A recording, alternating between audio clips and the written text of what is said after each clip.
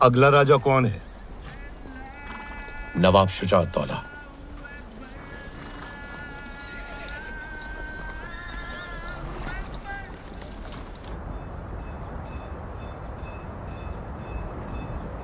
और चंद्रपुर के राजा ने कहा है अगर उन्हें रसद की कमी पड़ती है तो हमारे गुप्तचरों ने बताया है कि अब्दाली इस समय रोहिलाबाद में है, दोआब, यमुना के किनारे।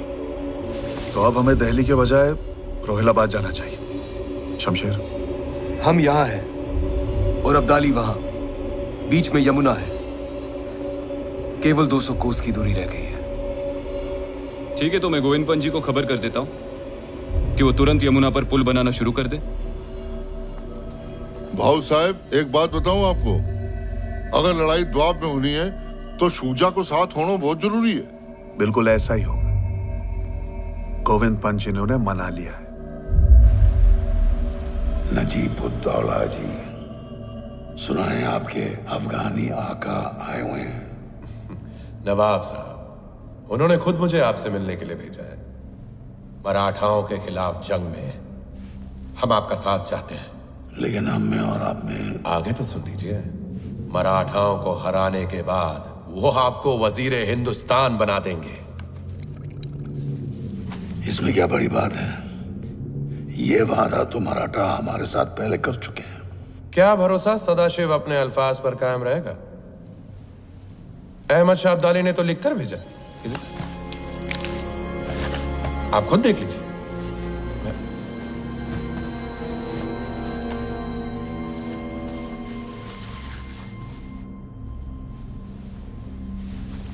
कैसे भरोसा करें उस पर?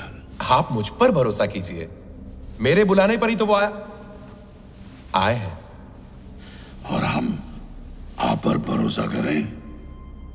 हमारे दरमियान तो 100 दरारें पहले से हैं। मैं तमाम दरारें भर देना चाहता हूं नवाब साहब। देखिए, एक बात तो साफ है, इस जंग में पलड़ा उसी का भारी होगा जिसकी तरफ आप होंगे। जरा सोचिए, फिर आप होंगे दिल्ली के वजीर। और आप शहंशाह? नहीं नहीं, मैं मीर बख्शी ही रहूंगा, आपके ज़ेरे साया।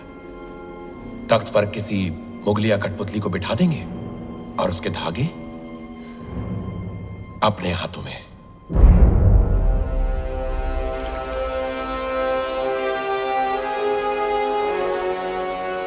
नवाब साहब, एक मुसलमान भाई दूसरे मुसलमान भाई की बात अनसुनी करेगा तो कैसे चलेगा?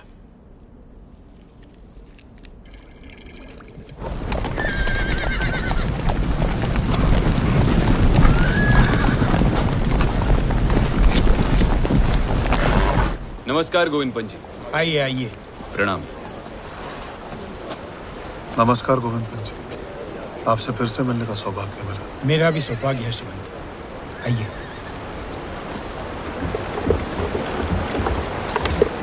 गोविंद पंत जी, ये क्या हुआ यहाँ? भीषण बरसात ने पुल बनाने ही नहीं दिया। जो बनाया था टूट गया, नावें बह गई। मैंने पूरा प्रयास किया शिवन, लेकिन प्रकृति से कौन जीता है?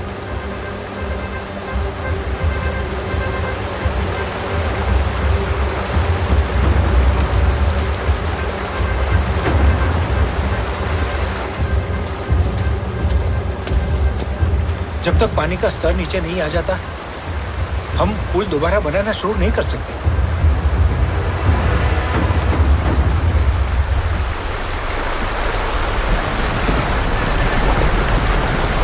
उस किनारे पर बहुत हलचल है।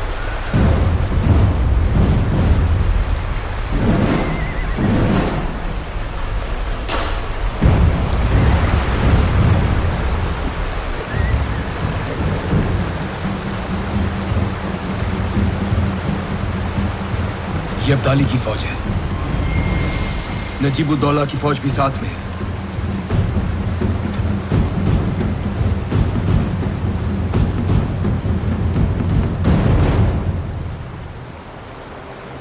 ये दूसरे ध्वज किसके?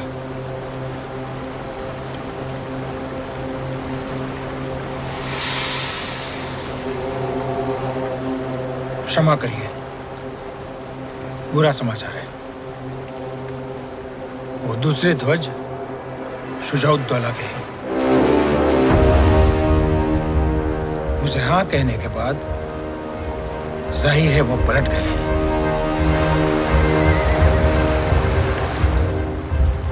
शुजाउद्दौला ने हमारे साथ विश्वासघात किया है।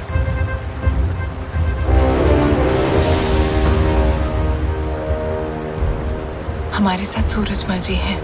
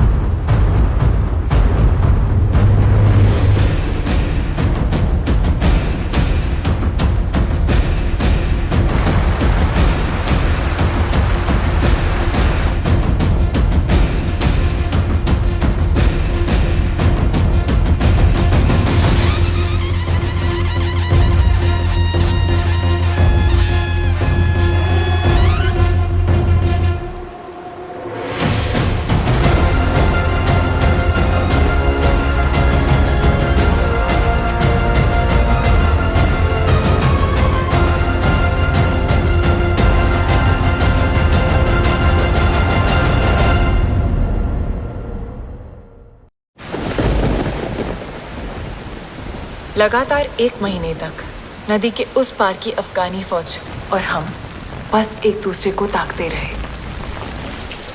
जो मुहिम अब तक उमंगों भरी थी, अब अपना भयानक चेहरा दिखाने लगी। श्रीमंत, पुल नहीं बन सकता। बारिश भी रुकने का नाम नहीं ले रही है। भला पानी कैसे उतरेगा? भोजन और सामग्री भी समाप्त होने के कगार पे। कब तक प्रतीक्षा करें? श्रीमंत, आज्ञा हो तो मैं एक सुझाव दूं। जी कहिए। मैं समझता हूं हमें वापस लौट जाना चाहिए। अगले वर्ष दोबारा आ जाएंगे, बरसात से पहले। और अब्दाली को लूटपाट और मारकाट करने की खुली छूट दे दी। हाँ मल्हारराव जी। नहीं, बड़े हुए कदम वापस नहीं लौटते। फिर हम क्या करें?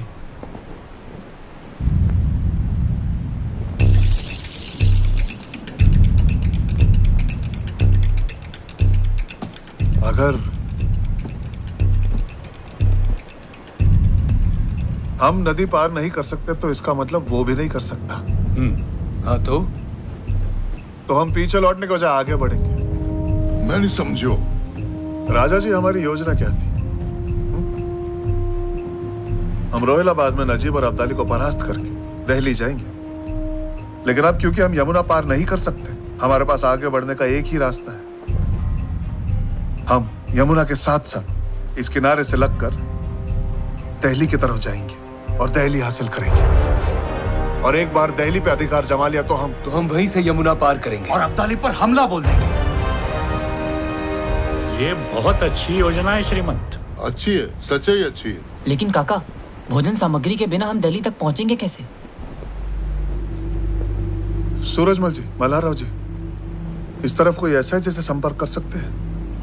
जी, अब मदद के लिए कोई नहीं बचा। हम यहाँ के सारे राजाओं से संपर्क कर चुके हैं। एक संभावना हते, सकीना बेगम। पति के गुजरबे के बाद वो ही गद्दी संभालत रही है। लेकिन काव पे भरोसा ना करे और गठबंधन फटबंधन पे विश्वास ना रखे। सही कह रहे हैं। आप कहें तो मैं जा सकती हूँ। लेकिन वहीनी, वो किसी से मिलती ही नहीं है। एक औरत से मिलने के लिए तैयार हो जाए, शायद।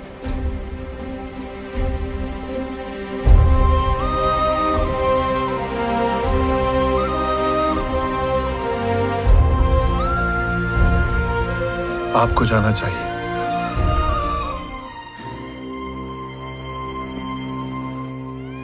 नम्रता और दृढ़ता ऐसी चाबियां हैं जिनसे कोई भी ताला खोला जा सकता है। कई संदेश भेजने के बाद सकीना बेगम मुझसे मिलने के लिए तैयार हो गई। चश्मे नूर, राहते दर्दे रियाया, जीनते मुल्क, बेगम सकीना तशरीफ ला रही है। श्रीमंत सदाशिवराव भाऊ पेशवा की धर्मपत्नी पेशवीन पार्वती बाई। तशरीफ रखिए।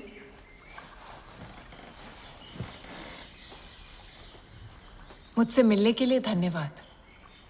आप हमसे क्या चाहती हैं? ज्यादा कुछ नहीं, बस मेरी सेना के लिए कुछ दिनों का रसद साधन सामग्री, ताकि हम दिल्ली जा सके। बहुत उम्मीद लेकर आई हूं कि आप मदद करेंगी। एक बार हमने आपकी फौज को यहाँ आने दिया तो उन्हें हमारा तख्त पलटने में देर नहीं लगेगी। बेगम आपा जरा सोचिए, अगर पेशवा की नजर आपकी सल्तनत पर होती तो वो अपनी फौज भेजते, अपनी पेशवीन को नहीं। मैं तो आपके पास दोस्ती का हाथ बढ़ाने आई हूं। पार्वती बाई, दोस्तों से ज्यादा डर लगता है। आप दिल्ली क्यों जा रही हैं? अहमद शाह अब्दाली को रोकने। तब तो और भी मुश्किल है। अगर हमने आपकी मदद की तो अब्दाली हमारी रियाया को तबाह कर देगा। ऐसी ही एक जंग में हम अपना शौहर खो चुके हैं। जंग तो मर्दों के अहम का, अना का खेल है। खुद फना हो जाते हैं और विवाहों और लावारिस बच्चों को रोता बिलखता छोड़ जाते हैं। मैं समझ सकती हूँ आपा, पर फिर भी ये जानकारी मुझे रोक नहीं पाई। कोसों दूर से जान हथेली पर रखकर अपने पति के साथ आई हूं, क्योंकि मुझे उनके नेक इरादों पर पूरा भरोसा है। उनकी जंग इस देश के लिए है। आपके स्वर्गीय शौहर ने भी इसी देश के लिए अपना बलिदान दिया था ना? हाँ। बलिदान?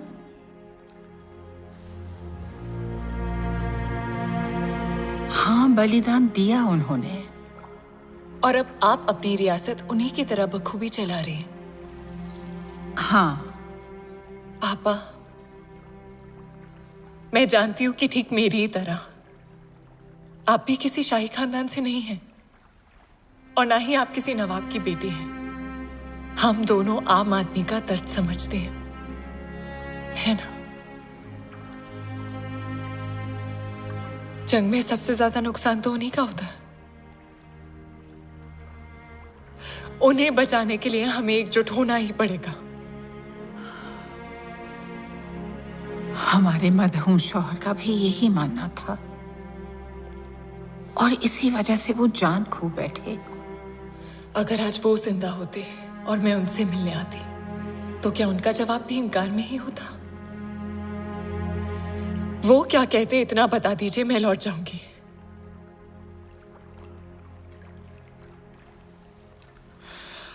वो कहते, फख्र की बात है पार्वती बाई, आपने उस अब्दाली को रोकने के लिए इतना लंबा फासला तय किया। हमारा ज़मीर अब हमें खामोश रहने की इजाजत कैसे दे सकता है? ऐसा ही कुछ कहते हैं।